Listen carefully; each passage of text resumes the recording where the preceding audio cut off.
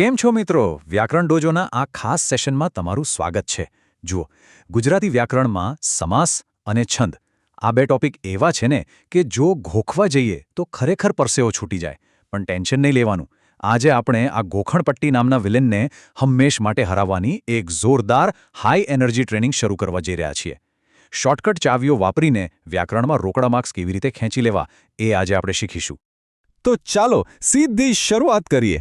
આપણો બેઝિક ફંડા એકદમ ક્લિયર છે.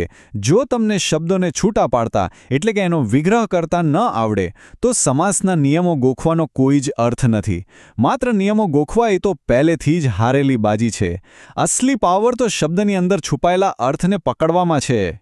આજના આપણા આ એક્સપ્લેનર સેશનમાં આપણે શું જોઈશું? ફટાફટ નજર કરીએ.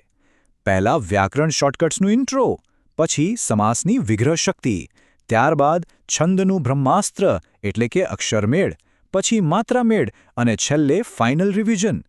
બસ આટલું પતે એટલે વ્યાકરણની જાદુઈ શક્તિઓ તમારા હાથમાં હશે. તો ચાલો સૌથી પહેલા વિભાગ તરફ આગળ વધીએ. સમાસ, ધ પાવર ઓફ સેપરેશન એટલે કે વિગ્રહ શક્તિ. આને આપણે એક માર્શલ આર્ટ્સની જબરદસ્ત ટેકનિક તરીકે જોવાની છે. હવે જુઓ, અહીં ગેમ ચેન્જર વસ્તુ કઈ છે ખબર છે? વિગ્રહ. વિગ્રહ એટલે શું? સિમ્પલ ભાષામાં કહું તો શબ્દને તોડીને એની અંદર છુપાયેલા સાચા કનેક્ટિંગ શબ્દોને બહાર લાવવા.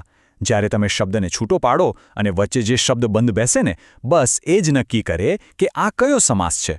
તમારે મનમાં જ શબ્દને છૂટો પાડીને જોવાનું છે. જો વિગ્રહ કરતા ના આવડે તો સમાસ ઓળખવો અશક્ય છે.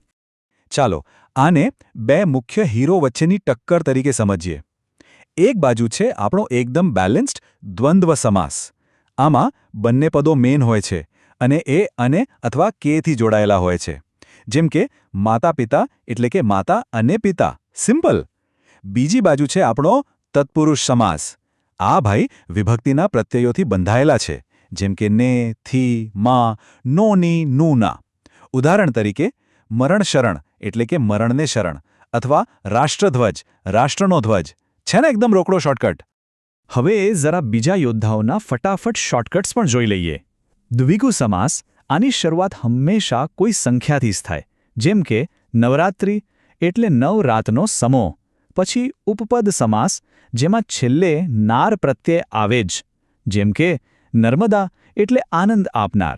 મધ્યમપદ લોપીમાં આપણે પહેલા ગાયબ થયેલા વચ્ચેના પદો ઉમેરવા પડે. આગગાડી એટલે આગ વડે ચાલતી ગાડી, અને અવ્યય ભાવમાં આગળ યથા, પ્રતિ આ જેવા અવ્યય લાગેલા હોય, જેમ કે યથાશક્તિ કે પ્રતિદિન. બસ આટલું યાદ રાખો એટલે કામ પૂરું. અને હા, હવે આ ખરેખર બહુ ઇન્ટરેસ્ટિંગ છે. કર્મધાર્ય સમાસ. આમાં કેવું હોય કે પહેલો શબ્દ એ બીજા શબ્દને એક પાવરફુલ વિશેષણની જેમ ચાર્જ કરી દે. ઉદાહરણ તરીકે મહાદેવ, મહાન એવા દેવ. અહીં પહેલો શબ્દ બીજાની વેલ્યુ એકદમ વધારી દે છે. અથવા તો મુખ કમળ એટલે કે કમળ જેવો મુખ, એના જેવો હોવાનો અહેસાસ કરાવે છે. ત્યારબાદ આવે છે આપણો અલ્ટિમેટ ટ્રાન્સફોર્મર, બહુવ્રીહી સમાસ. આ એવી ટેકનિક છે જ્યાં આખો શબ્દ ભેગો થઈને કોઈક ત્રીજી જ અદૃશ્ય શક્તિ કે વ્યક્તિનું વિશેષણ બની જાય. માની લો કે શબ્દ છે ગજાનન, જેનું મુખ ગજ એટલે કે હાથી જેવું છે તે, અર્થાત ગણેશજી. જોયું? શબ્દ કંઈક છે અને એનો ઇશારો કોઈક ત્રીજા જ વ્યક્તિ તરફ છે.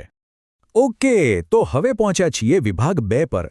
છંદનું બ્રહ્માસ્ત્ર, અક્ષરમેળ છંદ. અને હા, અહીં અક્ષરોની ગણતરીનો અસલી જાદુ શરૂ થાય છે. મિત્રો, વ્યાકરણ ડોઝોના આ સૌથી મોટા બ્રહ્માસ્ત્રને જરા ધ્યાનથી જુઓ. યમા તારાજ ભાનસલગા.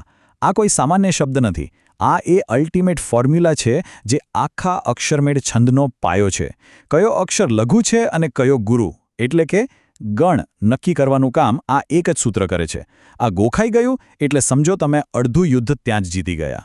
હવે પરીક્ષાના મેદાનમાં સૌથી વધુ વખત જો કોઈ દુશ્મન સામે આવતો હોય તો એ છે આ 17 અક્ષરવાળા છંદો: પૃથ્વી, શિખરિણી, મંદાક્રાંતા અને હરિણી. મજાની વાત એ છે કે આ ચારેમાં અક્ષરો તો 17 જ હોય છે. તો પછી ઓળખવા કેવી રીતે? બહુ સિમ્પલ. એમની શરૂઆતની પેટર્ન જુઓ. શિખરિણી હંમેશા લઘુ ગુરુ ગુરુથી શરૂ થાય, જ્યારે મંદાક્રાંતાની શરૂઆત ત્રણે ગુરુ અક્ષરથી જ થાય. પૃથ્વી લઘુ ગુરુ લઘુથી અને હરિણી ત્રણે લઘુથી શરૂ થાય. એકદમ સ્માર્ટ વર્ક.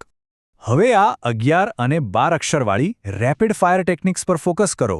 ઇન્દ્રવજ્રા અને ઉપેન્દ્રવજ્રા બંનેમાં 11 જ અક્ષર છે, પણ ગેમ ક્યાં બદલાય છે ખબર છે? માત્ર પહેલા અક્ષરમાં. ઇન્દ્રવજ્રા હંમેશા ગુરુ એટલે કે ભારે અક્ષરથી શરૂ થાય, જ્યારે ઉપેન્દ્રવજ્રા લઘુ એટલે કે હળવા અક્ષરથી. અને 12 અક્ષર ગણો એટલે સીધો તોટક કે ભુજંગી છંદ જ યાદ આવવો જોઈએ. જો લડાઈ લાંબી ચાલે એટલે કે લાંબી પંક્તિઓ આવે તો આ હેવી ડ્યુટી મંત્રો કામ લાગશે. 14 અક્ષર ગણો તો વસંત તિલકા, 15 અક્ષર હોય તો માલિની, 19 અક્ષર દેખાય તો શાર્દુલ વિક્રીડિત અને સૌથી મોટો 21 અક્ષરનો કોમ્બો એટલે આપણો સ્રગધરા છંદ.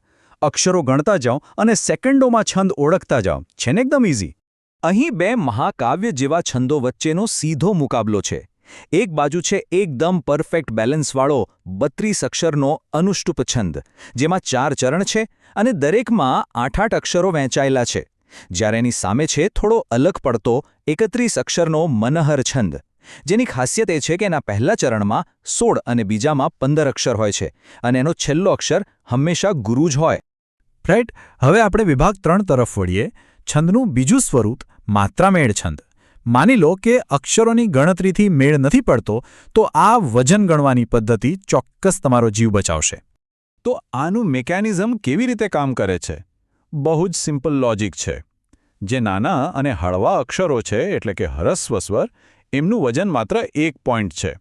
અને જે મોટા ભારે અક્ષરો છે એટલે કે દીર્ઘ સ્વર, એમનું વજન 2 પોઈન્ટ છે.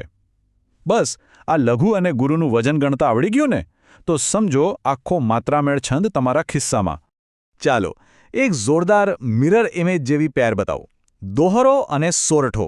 આ બંનેમાં 24 માત્રા જ હોય છે, પણ બંને એકબીજાથી બિલકુલ ઉલટા છે. દોહરામાં પહેલા 13 અને પછી 11 માત્રા હોય. 13 વત્તા 11 એટલે 24. જ્યારે સોરઠોમાં પહેલા 11 અને પછી 13 માત્રા હોય. અને હા, દરેક ચરણમાં 15-15 માત્રાવાળી આપણી ફેમસ ચોપાઈ પણ આ જ કેટેગરીનો હિસ્સો છે. અને અંતે આવે છે આ મેસિવ એટલે કે સૌથી વધુ વજન ધરાવતા છંદો. એક છે 28 માત્રાવાળો હરિગીત અને બીજો આપણા ઐતિહાસિક કવિ નરસિંહ મહેતાનો ઓલ ટાઈમ ફેવરેટ એવો જૂળના છંદ. જૂળના છંદનું વજન એટલે કે માત્રાઓ પૂરેપૂરી 37 હોય છે. ભાઈ 37 માત્રા દેખાય એટલે આંખ બંધ કરીને જૂળના પર ટીક કરી જ દેવાનું. તો હવે પહોંચ્યા છીએ વિભાગ 4 પર. Final exam revision, the ultimate battle strategy. યુદ્ધમાં જતા પહેલા હથિયારો ચેક કરવા પડે ને, બસ એવો જ ઘાટ છે આનો. મિત્રો, આ 3 સ્ટેપની સ્ટ્રેટેજી મગજમાં છાપી જ લેજો. પરીક્ષામાં પ્રશ્ન સામે આવે એટલે તરત સૌથી પહેલા પંક્તિના અક્ષરો ગણી નાખો. બીજું, જો અક્ષર 17 થાય ને તો સીધા પહેલા 3 અક્ષર લઘુ છે કે ગુરુ એ ચેક કરી લો. અને ત્રીજું, જો અક્ષરોની ગણતરી કોઈ રીતે ફિક્સ ના બેસે તો 1 પણ સેકન્ડ બગાડ્યા વિના તરત માત્રાઓ ગણવાનું શરૂ કરી દો. આ ટ્રીક ક્યારેય ફેલ નહીં જાય. તો શું કહો છો? આટલા પાવરફુલ શોર્ટકટ્સ અને સૂત્રોના ખજાના પછી વ્યાકરણ ડોજોના આ સેશનમાંથી પરીક્ષાના મેદાનમાં ઉતરીને પૂરા માર્ક્સ લાવવા માટે એકદમ રેડી છો ને?